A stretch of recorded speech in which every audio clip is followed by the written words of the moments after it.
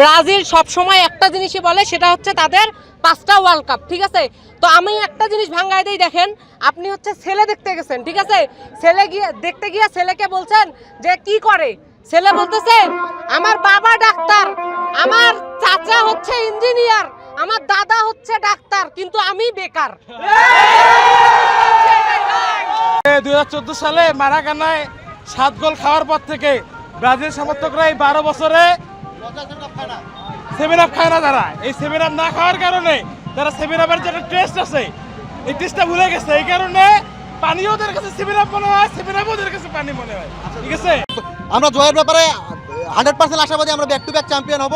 এটা মাত্র শোডাউনটা হচ্ছে যার সাথে স্যাম্পল, এখন আমাদের মূল পর্ব বাকি আছে। আমাদের ফ্যানজন রেডি হচ্ছে, আর প্রথম খেলা থেকে আমাদের আর্জেন্টিনার ফ্যানজন চালু হবে, সেখানে খেলা দেখার ব্যবস্থা আছে, সেখানে বিভিন্ন ইভেন্টের আয়োজন আছে এবং সেই সাথে ছবি তোলার ব্যবস্থা সহ অনেক কিছুর আয়োজন আছে। আপনাদের সবার আমন্ত্রণ রইল। আর্জেন্টিনা ব্রাজিল এটা আমাদের জাস্ট এক দলকে সাপোর্ট করতেই পারে, তাই বলে এমনটা নয় যে শুধুমাত্র ভার্সিটির পড়ুয়া ছাত্ররাই শুধু ব্রাজিল সাপোর্ট করে। অনেক মেধাবী ভার্সিটি পড়ুয়া এবং বড় বড় বিজ্ঞ লোকজন যারা খেলা বোঝে, খেলা দেখে, যারা খেলে, তারাই আর্জেন্টিনা সমর্থন করে, ঠিক আছে।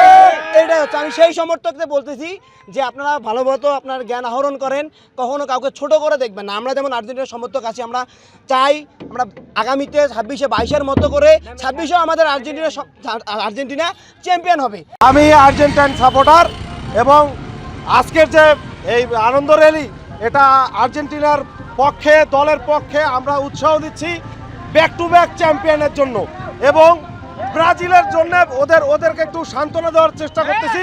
কারণ আগামীতে যে বিগত দিনে যে মানে 7 আপের ব্যবস্থা ছিল, এই 26-এ আপার 10-এর ব্যবস্থা থাকবে এবং আপডেট সংস্করণ। মানে আমরা কাপ দেখে সাপোর্ট করি না, আমরা দল দেখে, দলের খেলোয়াড়কে দেখে এবং সারা বিশ্বের যত ফুটবল ভক্তরা আছে তাদের সমর্থনে আমরা আর্জেন্টিনাকে সমর্থন করি।